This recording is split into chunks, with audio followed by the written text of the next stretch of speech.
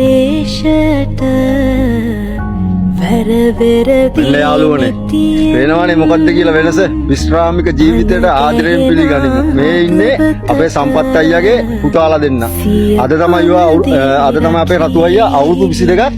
හමුදාවේ කියන්නේ හමුදාවේ අවුරුදු 22ක් සේවය කරලා අද තමයි විශ්‍රාම වෙන්නේ නේ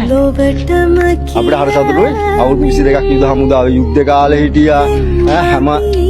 ජීවිතේ ඇත්තටම මේ විඳින්න පුළුවන් අඩු නෑ මෙයාද අපේ සම්පත් අයියා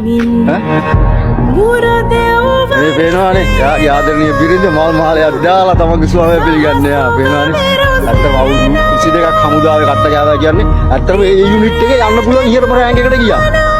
මොකද්ද රතු ඔය වගේ රෑන්ක් එක W1 ඇත්තම සතුටුයි හොදේ සතුටුයි සුවබර විශ්‍රාම දිවියක්